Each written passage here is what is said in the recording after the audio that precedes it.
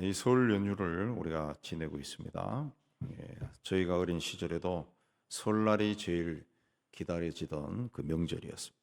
당시는 아직 대가족 제도가 남아있던 시절이어서 저희는 이제 기독교인이어서 제사를 드리지 않았지만은 그도 설날이 가까워지면은 명절에 맞는 그 특별한 음식을 준비하느라고 부엌이 항상 분주했던 그런 기억이 납니다. 그리고 일가 친척들이 멀리서 와서 며칠씩 묵는 분들도 있었고, 또 서울에서 공부하던 형이나 누나들도 다 내려오고, 또 사촌들도 또 와서 그 방마다 또래들이 바글바글하는 그런 그 경험이 있습니다. 또 명절이 가까워지면 시장에 심부름하러도 가고, 또 특별히 준비한 그 음식을 소쿠리 담아가지고 동네 어른들인데 갖다 드렸던 그런 기억도 있고요. 또 시장에 나가면 곳곳에 유판이 벌어지고, 또 떡집에는 사람들이 줄 서서 그 떡을 뽑는, 가래떡을 뽑는 그런 진기한 그 경험도 이 설날에만 볼 수 있는 그런 경험이었어요. 또 동네 뒷산에는 동네 형들이 연을 날리고, 논에는 물을 부어가지고 빙판을 만들고 썰매를 타고, 나름대로 재밌게 지냈던 추억이 있습니다. 당시는 아직 그 저희 어린 시절만 해도 연탄이 나오기 전이어서 그 아궁이에 나무를 집혀서 온돌 난방을 했는데, 그래서 겨울이 되면 아주 추웠습니다. 아주 추웠어요. 그래서 설날 그러면 아주 추웠던 그런 기억이 나요. 근데 지금은 그 당시에 그 어른들이 다 돌아가셨고, 또 집들도 옛날처럼 집이 크고 마당이 넓고 방이 많고 뭐 그런 집이 아니고 다 아파트에서 모이기가 쉽지 않더라고요. 예. 오래전에도 한번 모여봤는데 한 10여 년 그 부모님 살아있을 때 한번 집에 모여봤는데 굉장히 복잡하더라고요. 막 손자들까지 오니까 막 굉장히 복잡하고, 그리고 부모와 자녀로 이루어진 가족 형태가 이제는 정착이 돼가지고 이 몇 번씩 이렇게 모이다가 그 부모님들이 돌아가시면은 이제 잘 안 모이더라고. 잘 안. 그래서 어떤 집안은 이야기 들으니까 명절 때 콘도를 큰 거 예약해가지고 한 두세 개 예약해서 그쪽으로 집합해가지고 거기서 모여가지고 명절을 보낸다. 뭐 그런 이야기도 하더라고요. 그래도 명절이 되면은 아직도 부모님이 생존해 계시면 부모님을 찾아뵙고, 또 부모님이 멀리 있으면은 또 고향에 내려갑니다. 명절 그러면 어쨌든 가족과 함께하는 시간이 명절이 아닌가. 예. 그러니까 어떻게 보면은 한 자리에 모일 수 있는 가족, 이 가족은 그 누구보다 세상에서 가장 가깝고 또 가장 편하고 가장 부담 없이 만날 수 있는 그런 분들인데, 따지고 보면은 굉장히 귀한 분입니다. 굉장히 귀한. 이 사람들이 있으므로 내 삶에 또 의미가 있고 여유가 있고 또 내 삶이 기름지고, 풍요로워지는 겁니다. 새해에는 이 귀한 가족 중에 아직 믿음을 갖지 못한 분이 있으면은 다 예수 믿고, 복받기를 구원받기를 주님의 이름으로 축복합니다. 자, 오늘 말씀은 이삭이 아들 야곱에게 축복 기도한 내용입니다. 아버지가 아들에게 복을 빌어주는 건 당연합니다. 그러나 오늘 말씀은 야곱이 나이가 많은 아버지, 이삭이 이 당시 나이가 많아서 앞을 보지 못했다고 하는데 눈이 어두운 아버지를 속이고 받은 것입니다. 그래서 어떻게 보면 아름다운 것은 아니에요. 결국 야곱이 아버지를 속이고 축복을 받았기 때문에 훗날 자신도 여러 번 속습니다. 라헬과 결혼하고 싶었지만 외삼촌이자 장인이 되는 라반이 라헬을 준다고 약속하고서는 큰딸 레아를 그에게 줍니다. 외삼촌 집에서 일할 때도 약속한 품삯을 무려 10번이나 속였습니다. 또 훗날 아들들이 상인에게 동생을 팔아버리고 짐승에 물려 죽었다, 그렇게 거짓말을 하고 거기 또 속아남아. 그러나 야곱이 아버지를 속이면서까지 축복받기를 원했던 것은 하나님이 아버지를 통해서 주는 복이 얼마나 중요한 것인가 알았기 때문에 그렇습니다. 또 이삭이 야곱에게 한 축복은 맏아들에게 준 축복이라는 거죠. 맏아들에게 주는 축복이기 때문에 굉장히 중요한 축복입니다. 근데 이삭은 야곱이 아버지로부터 받은 축복은 에서의 이름으로 받은 축복이죠. 에서의 이름. 예. 아버지가 에서인 줄 알고 그의 머리에 손을 얹고 복을 준 거죠. 복을 준 거죠. 그리고 그 복이 그대로 이루어졌어요. 그러니까 이 아버지가 그 누구의 머리에 손을 얹고 기도하느냐, 무엇을 빌어주느냐, 이게 굉장히 중요하다는 거죠. 이 성서적인 관점에서는 굉장히 중요하다. 부모가 자식의 머리에 손을 얹고 하는 기도, 굉장히 중요하다는 거죠. 굉장히 중요하다. 자, 오랜 세월 유교 문화권아래 있던 우리나라도 맏아들에게 집안의 전통과 중요한 것을 다 물려주었습니다. 다 물려줬어요. 예. 그래서 지방에 가면은 종갓집이 유독 커요. 옛날에 그 가나던 시절에도 그 저희 시골에도 종갓집들이 많았는데 친구들도 종갓집 애들도 많은데 그 귀화집들이 굉장히 큽니다. 굉장히 커요. 그 큰 집을 유지하기 위해서는 땅도 많아야죠. 그냥 맏아들에게 다 줘버리는 거예요. 다 줘버려. 예. 둘째, 셋째는 조금만 주고. 예, 그게 몇 대로 내려오면은 그 장손의 집안은 막 융성해지는데 둘째, 셋째, 넷째 아들 집안들은 자꾸 쪼그라드는 거예요. 자꾸 쪼그라드는. 예. 그게 이제 지방에 내려가면 그런 것들이 굉장히 많더라고요. 굉장히 많. 이건 자신의 가문을 유지하기 위해서 맏아들에게 다 주는 거예요. 다 줘. 이스라엘도 종교와 전통과 문화를 잇는 자가 맏아들이에요. 맏아들. 그래서 마지에게 다 준다. 마지에게 다 물려줬어. 그래서 이삭의 축복 기도를 보면은 성경에서 무엇을 가장 중요하게 여기는가 우리가 살펴볼 수 있습니다. 한 사람의 인생에서 무엇이 가장 중요한 건가, 그리고 그것이 어떻게 이루어졌는가, 우리가 그걸 볼 수가 있어요. 그래서 이삭의 축복 기도는 우리가 우리 자손들에게 또 나아가서는 내가 사랑하는 사람에게 무엇을 축복해 줘야 되느냐, 무엇을 어떻게 기도해 줘야 되느냐라는 것을 우리가 배울 수 있다는 거죠. 먼저 이삭은 아들이 하나님이 복 주신 땅에서 살기를 축복했습니다. 야곱은 에서의 옷을 입고 염소 새끼 가죽을 손과 목에 두르고 아버지에게 나갔습니다. 나이가 많아 눈이 어두운 아버지는 목소리를 듣고 손을 만져보고 그리고 몸에서 나는 냄새로 사람을 분별할 수 있었어요. 그래서 성경에 보면은 목소리는 야곱인데 어떻게 몸은 에서구나, 아버지가 그렇게 이야기합니다. 그래서 이삭이 야곱을 가까이 오게 해서 그의 손을 만졌다. 그리고 옷에서 나는 냄새를 맡았다. 그리고 내 아들의 향취는 여호와께서 복 주신 밭의 향취로다. 그랬습니다. 나의 아들에게서 나는 냄새는 여호와께서 축복하신 밭, 땅의 냄새구나. 이삭은 야곱을 에서로 착각하고 아들의 옷에서 나는 냄새를 맡고 기뻐했습니다. 왜냐하면 사냥꾼이었던 에서는 가나안 땅을 종횡무진하면서 사냥을 했어요. 그래서 그 옷에는 가나안 땅의 냄새가 배어 있었어요. 이삭은 단지 자신이 축복할 아들이 에서인지 야곱인지 구별하기 위해서 내 가까이 와라 그렇게 말한 것이 아니에요. 그는 가나안 땅의 냄새를 맡고 싶었던 겁니다. 왜냐하면 아들의 옷에서 나는 그 냄새는 하나님께서 아버지 아브라함에게 일찍이 약속한 그 땅의 땅이라는 거죠.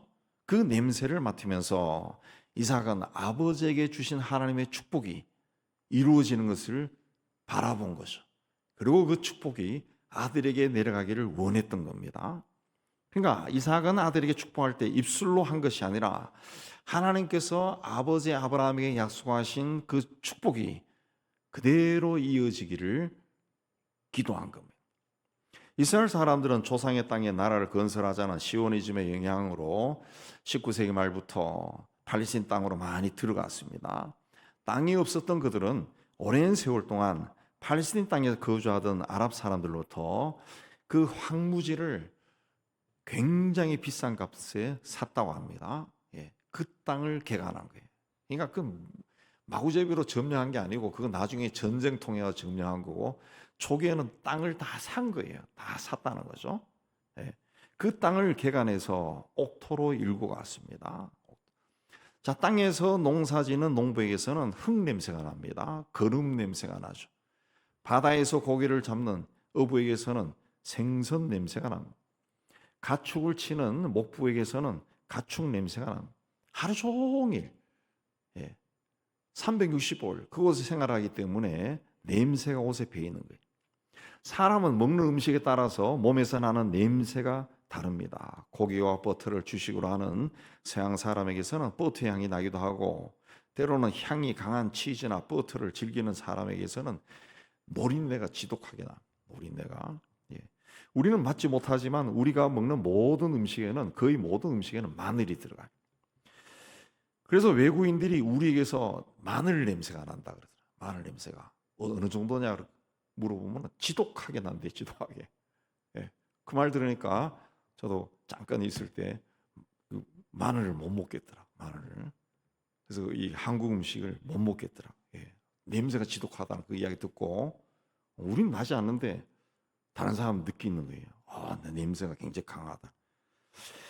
또 어떤 경우에는 어떤 사람의 행동이나 삶을 보면서 참 향기가 난다, 그렇게 표현하죠.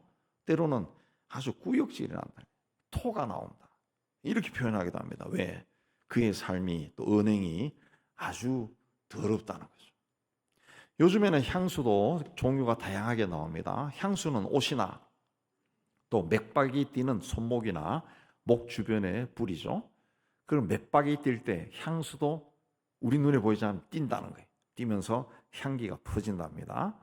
그러나 아무리 향이 좋아도 사람의 인격과 삶과 영혼을 향기나게 하지는 못합니다. 사람이 만든 향은 임시 방편에 불과합니다. 최고의 향수를 바르고 뿌린다 할지라도 그 사람의 성품이 향기 나는 건 아니라는 거죠. 그 삶에서 흘러나오는 썩은 냄새, 부패한 냄새, 악취는 없어지지 않는다는 거죠. 이 악취나 썩은 냄새는 오직 예수의 피로 정결하게 될 뿐입니다. 예수의 향기가 우리에게 배었을 때 향기가 나는 거예요. 그래서 바울은 우리는 구원 얻는 자들이나 망하는 자들에게는 하나님 앞에서 그리스도의 향기다 그랬어요. 다른 사람이 나에게서 이삭의 말처럼 내 아들에게서 나는 향취는 복 주신 밭의 향취로구나, 그런 감탄사가 나올 수 있어야 돼요. 감탄사. 자, 모든 사람에게 하나님께서 주신 땅이 있습니다. 우리 삶이요 인생입니다. 하나님께서 그 땅에 복을 주셨어요. 그러나 축복이란 거저 오는 것이 아닙니다. 그 땅과 내가 하나가 돼야 돼요.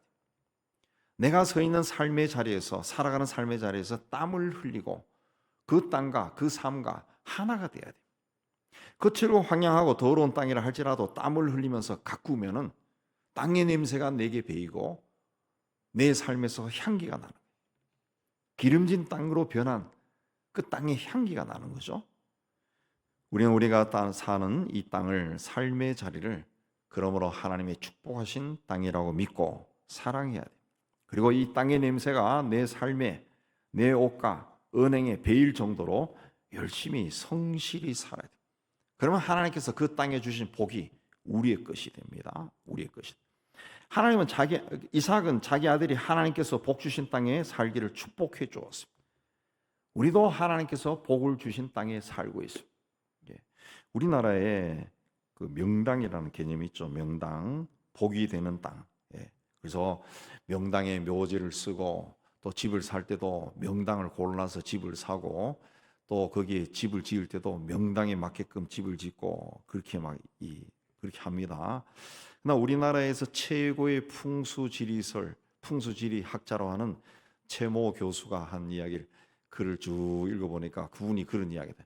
자기가 봤을 때 명당이 분명히 있긴 있다는 거죠. 참 좋은 땅이다. 거기 있으면 막 시원해지는 그런 땅이 있는데, 자기가 오랜 동안, 수십 년 동안 이걸 공부하면서 내린 결론은 명당은 없다는 거예요. 없다.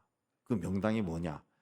자기가 살아가고 있는 그 땅에서 땀을 흘려 성실하게 일하면은 명당이 아닌 것도 명당이 된다는 거예요. 명당이 아닌 것이. 내가 살아가는 삶의 자리가 바로 명당이라는 거예요. 그분이 아주 명쾌하게 했던데, 그래서 그 읽으면서 이분이 기독교인인가 그 생각도 좀 해봤는데, 이삭이 자기 아들은 하나님이 복 주신 땅에서 살기를 축복했다는 거죠. 하나님이 복 주신 땅이 어느 땅입니까? 하나님과 동행하는 삶이 하나님이 복 주신 땅이에요. 내가 어느 곳에 살다 할지라도 그곳에서 내가 하나님과 동행하면은 그 땅이 복을 받는 땅이 되는. 요셉이 감옥에 갇혔지만은 거기서도 하나님과 동행하니까 그 땅이 복 받는 땅이 된 거예요. 복 받는 땅. 감옥에 들어가서도 감옥의 서기가 되고, 감옥에 들어가서 고관들을 만나서 꿈을 풀어주고, 감옥에서 총리가 되는 게 총리가 되는. 내가 어느 곳에 있더라도 하나님과 동행하면은 내가 있는 땅이 명당이 되는 거예요. 복 받는 땅이 된다는 거죠. 복 받는 땅. 그러니까 복은 하늘에서 떨어지는 것이 아니라는 거죠. 내가 하나님이 주신 내 삶을 사랑하고 거기서 하나님과 동행하는 삶을 살면은 이 복이 우리의 삶에 흘러 넘치게 되는 거예요. 내가 가난하다, 내가 지금 뭐 여러 가지 어려움 속에 놓여 있다 해서 나는 복을 받지 못한 인간이다, 그거 아니라는 거죠. 하나님은 우리에게 인생 자체를 주셨는데 이 인생 자체가 굉장히 복된 인생이라. 굉장히 복된 인생. 예. 여러분도 그러겠지만 저도 가끔 음악을 들으면서 어떨 때는 야, 내가 인간으로 태어나는 것이 참 복이구나, 그 생각이 들 때가 있어요. 그 아름다운 음악들, 내가 좋아하는 음악들 쫙 들려올 때 갑자기 막 행복해지는. 이게 내가 다른 존재로 태어났으면 이런 복을 누릴 수 있을까? 인간으로 태어나 참 복이구나. 또 어떤 그 책을 읽고 지식을 쌓아갈 때 내가 이 인간으로 태어났기 때문에 이걸 알지. 그렇지 않으면 이걸 어떻게 느낄 수 있느냐. 또 바깥에 돌아다니고 산에 올라가고 숲속을 지나갈 때도 이게 인간으로 태어났기 때문에 느낄 수 있는 복이구나, 그 생각이 참 많이 든다. 많이. 예. 복이라 하는 것은 바로 그거예요. 내가 하나님과 동행할 때 그게 내 삶이 물질이 많고 권세가 있고 이게 아니라 거기서 하나님과 내가 함께 하느냐, 그게 복이라는 거죠. 그게 복이라는 거죠. 예. 이 복은 우리가 만드는 거예요. 내가 믿음으로 살면은 하나님께서 나의 삶의 자리에 복을 주시는 거예요. 하나님께서 역사하시는. 이삭이 아들에게 한 축복이 바로 그 축복이에요. 하나님이 복 주신 땅에서 잘 살기를 기도한 겁니다. 기도한 거예요. 예. 하나님께서 복 주신 땅에 살기를 축복한 거예요. 여러분들도 자녀손들이 하나님께서 복 주신 땅에서 살기를 축복하시기 바랍니다. 하나님의 약속이 그대로 이루어질 것. 두 번째, 이삭은 아들에게 하나님의 은혜가 넘쳐나기를 축복했습니다.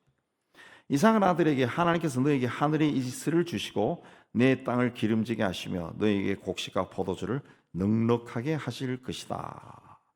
하늘과 땅의 모든 주권이 하나님께 있음을 알고 있었던 이삭이 하나님께서 아들에게 땅의 풍성함을 누릴 수 있도록 축복한 겁니다. 가나안 땅은 1년에 우기 때 딱 2달 정도 비가 내립니다. 비가 내려. 그 다음에 비가 안 내려요. 근데 지중해와 뜨거운 사막 사이에 있기 때문에 일교차가 커서 밤에는 이슬이 내린다. 이슬이.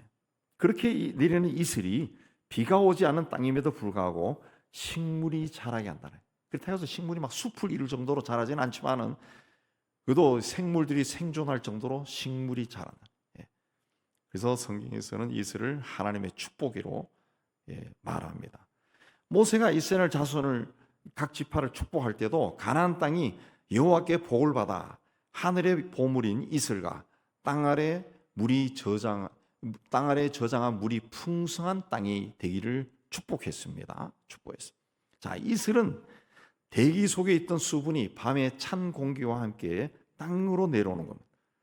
자, 이슬은 하늘에서 땅으로 내려오지만 요란한 소리를 내거나 눈에 보이지 않습니다. 있어도 없는 것처럼 조용히 내립니다. 하나님의 은혜와 축복도 이슬처럼 내립니다. 이슬처럼 내려요. 예.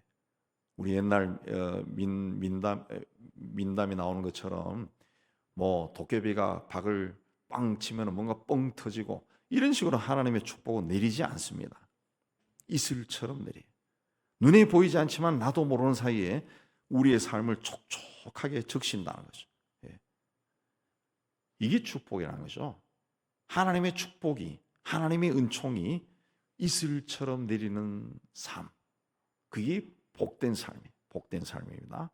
이삭은 자기 아들이 살게 될 하나님이 약속한 땅에 이슬이 흡족히 내려서 건조하고 메마른 땅이 비옥해지고 기름지고 풍성한 수확을 얻는 땅이 되게 해달라 기도한 것. 설날에 제일 많이 하는 놀이가 윷놀이입니다. 윷놀이. 넓은 장소가 필요하지 않고 또 사람 수에 상관없이 즐길 수 있는 놀이라서 그런 것 같은데, 윷놀이는 삼국시대부터 시작되었다고. 그래서 기록으로 남아 있습니다. 근데 이 굉장히 오랜 세월 동안 윷놀이를 하다 보니까 우리나라 사람들의 성품이 아주 적나라하게 반영된 놀이가 이 윷놀이가 아닌가. 그 윷놀이를 하면은 성질 다 나온다 그러죠. 예. 그래서 함정도 많고 이상한 규칙도 만들 수 있어요. 예. 그 윷놀이 하면은 그 윷놀이 할 때 가장 많이 쓰는 단어가 뭡니까? 죽여라, 잡아라 이거예요. 잡아라. 예. 지옥 가고 말이야. 예.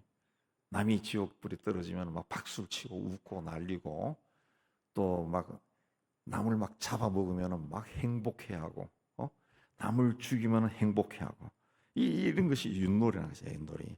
남이 죽고 잡히고 지옥에 떨어지면 막 엔돌피가 막 솟아오르는 게 윷놀이. 이상한 놀이입니다. 그러니까 윷놀이 하면 앞서가는 사람도 불안하고 뒤쫓는 사람도 불안하고, 어쨌든 끝날 때까지 가는 겁니다. 이기면 기분이 좋지만 졌을 때는 기분이 찜찜하고, 끝날 때까지 긴장의 연속, 끝났어도 스트레스가 쌓이는 이 윷놀이 다 해보셔서 아시지만, 자, 인생은 윷놀이와 같습니다. 마지막까지 불안한, 무슨 일이 생길지 모릅니다. 알 수 없습니다. 잘 나가다가 거꾸러질 때가 있고 다 무너졌는데 다시 살아나기도 합니다. 긴장이 있고 역전이 있어요. 윷놀이가 끝날 때 비로소 불안과 긴장에서 벗어난 것처럼 인생도 끝나면 해방이 됩니다. 아무것도 없죠. 그러니까 인생 자체가 얼마나 괴로워요.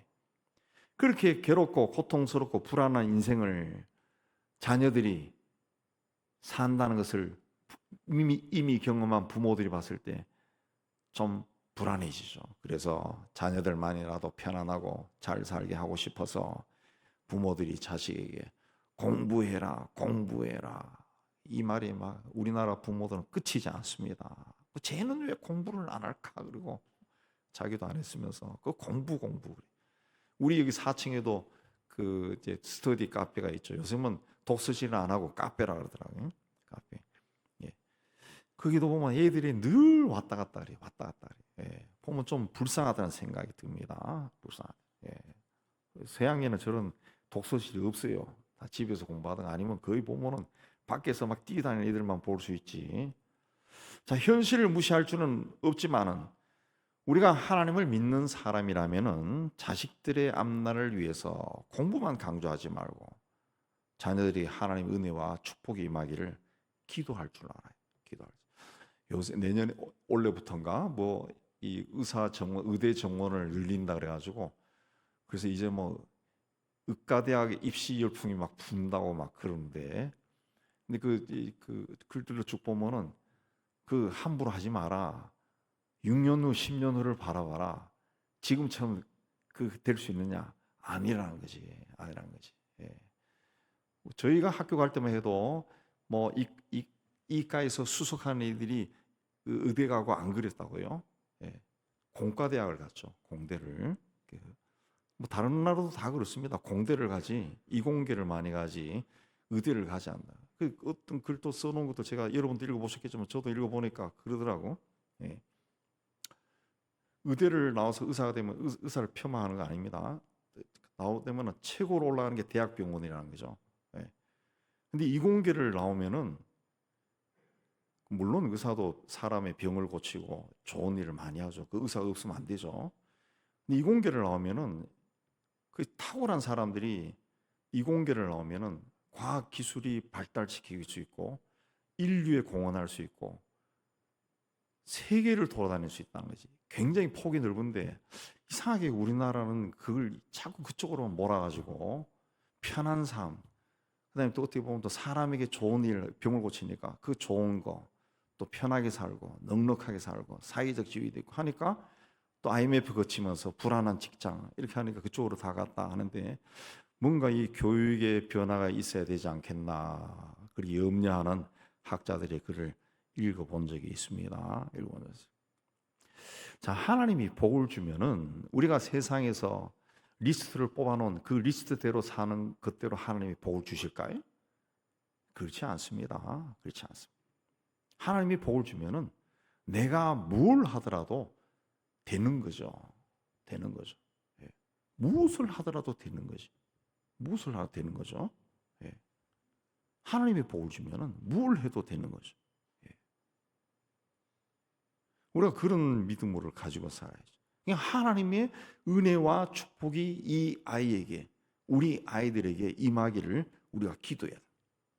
이삭은 척박한 땅에서 농사를 지으며 살아갈 아들에게 하나님이 너에게 하늘의 이슬을 주시고 내 땅을 기름지게 하시고 너에게 곡식과 포도주를 넉넉하게 하실 것이다. 그렇게 축복했다. 이슬은 하늘에서 내리는 복이라 하면은 땅의 기름짐은 땅에서 얻은 복입니다. 하나님의 축복은 하나님은 천지를 창조하신 분인데 하나님의 축복은 항상 하늘과 땅이 같이 임하는 예수님도 하늘과 땅의 모든 권세가 내게 있다. 그렇게 이야기해요. 사람들은 눈에 보이는 것이 복인 줄 알고 땅의 것에 집착하지만 하나님은 하나님의 백성에게 하늘의 것과 땅의 것을 다 누리도록 복을 주신다. 그래서 하늘의 복을 받은 사람은 땅의 복도 받게 되어 있어요. 우리 인생이나 자녀들이나 우리 사랑하는 사람들이 모두 다 인생의 거친 광야를 헤쳐나가야 돼. 그들을 향해서 하나님께서 하늘의 이슬을 내려서 너희 땅을 기름지게 하시고 풍성한 수확을 얻게 해 주실 것이다.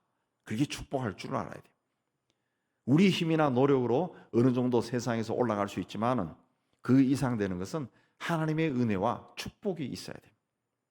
그러므로 우리는 우리 힘이 아니라 하나님의 은혜와 축복으로 세상에서 사는 동안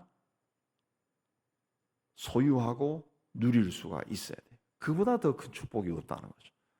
이삭은 자신의 아들에게 하나님께서 이슬을 내려주시고 땅을 기름지게 하시고 풍성한 수확을 얻도록 축복했습니다. 여러분도 그렇게 축복하시기를 주의 이름으로 축복합니다.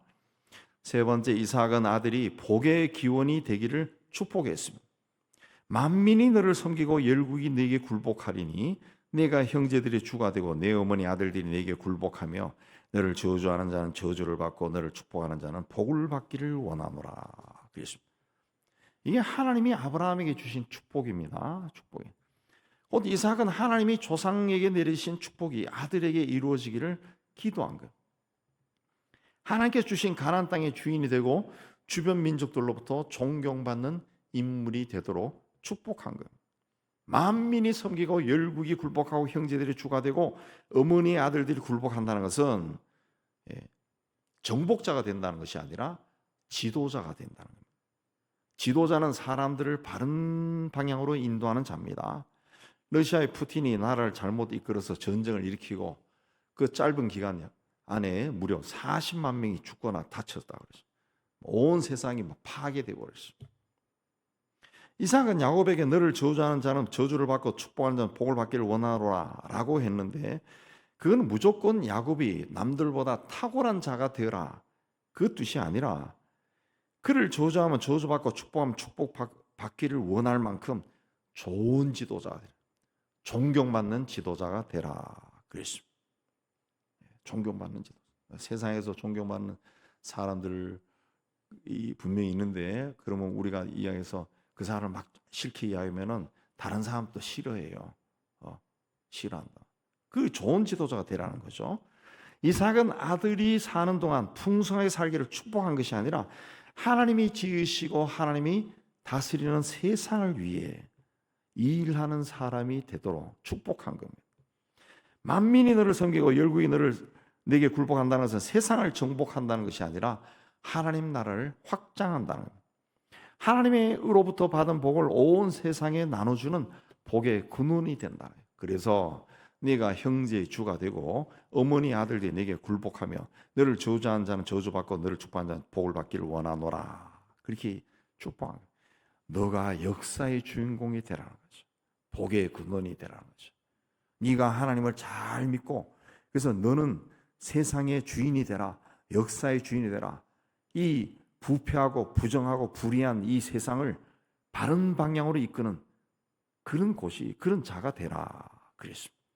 이삭이 야곱에게 한 축복은 자손들에 의해 이루어졌습니다. 먼저 아들 요셉이 야곱의 아들 요셉이 애굽의 총리가 되었습니다. 만민이 그를 섬기고 열국이 굴복하는 일이 일어났습니다. 그가 편 정책에 가지고 세상이 다 살아났어요. 다윗과 솔로몬 시대로 내려가서는 주변의 모든 국가를 정복하고 그 백성들을 종으로 삼았어요. 애국까지 세력을 뻗쳐 주변 나라들로 조공을 바치게 했습니다. 하나님 나라가 확장이 되고 이삭이 야곱에게 한 축복이 그대로 이루어진 겁니다. 자, 하나님께서 주시는 복을 받아 누리며 살기 위해서는 하나님이 기뻐하시는 길로 가야 돼요.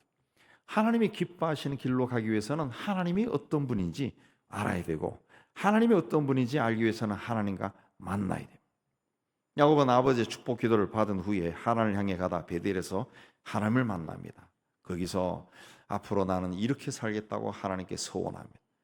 훗날 가족을 이끌고 다시 고향으로 돌아올 때는 야복 강가에서 하나님을 만나서 허벅지 관절이 어긋나는 아픔 속에서도 밤새 씨름해서 이스라엘이 되는 축복을 받았어요. 그는 하나님이 어떤 분인지 알았습니다. 그래서 자신의 허벅지 관절이 위골되는 것도 상관하지 아니하고 하나님으로부터 복을 받기 위해 하나님께 매달렸다는 거예요. 하나님은 그런 자에게 복을 주십니다. 그가 외삼촌의 모습으로 일할 때 양이나 연소와 같은 짐승을 품삯으로 받았는데 외삼촌이 얼룩이나 점이 있는 것은 이 돈이 되지 않으니까 그걸 품삯으로 주겠다 하면 그런 새끼가 태어나요. 흰 것을 주겠다 하면 흰 새끼들이 태어나요. 그래서 야곱의 양떼와 노비와 약떼와 나귀가 점점 많아졌다 그랬습니다. 그런 복을 우리가 받아야 돼요. 그런 복을 세상이 정해놓은 세상의 리스트대로 1, 2, 3, 4, 5, 6 되어 있는 그 복을 받는 것이 아니라 하나님의 복을 받아야지. 하나님의 복을 받으면 세상의 리스트가 1, 2, 3, 4가 아니라 거꾸로 되었다 할지라도 나에게 복으로 다 들어오는 겁니다. 야곱이 믿음으로 하나님 앞에 나가니까 하나님이 그와 동행하니까 복을 받은 거예요. 설날에 대해 우리 앞에 있는 가족을 위해 자녀 손들을 위해 무엇을 어떻게 기도해야 할지 무엇을 축복해야 될지 생각하시기 바랍니다. 하나님께서 복 주신 땅에 살기를 하나님의 은혜가 넘쳐나기를 땅에 사는 동안 복의 근원이 되기를 축복하시기 바랍니다. 주께서 이 땅에 태어나 살아가는 우리의 기도를 들으시고 야곱에게 주셨던 귀한 복을 우리에게도 내려주실 겁니다. 새해는 우리 가정에 이삭이 야곱에게 빈 축복이 그대로 임하기를 주의 이름으로 축복합니다. 하나님 아버지, 오늘 또 하나님 앞에 나와 예배로 영광 돌리게 해주시는 데 감사합니다.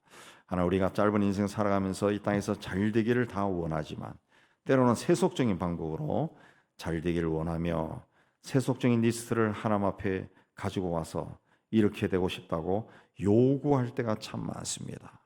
그러나 오늘 이삭은 아들 야곱에게 하나님의 시선으로 바라보고 축복했습니다. 우리도 믿음으로 우리 자손들을 축복할 줄 아는 저희가 다 되게 하여 주옵소서. 예수님 이름으로 기도하옵나이다. 아멘.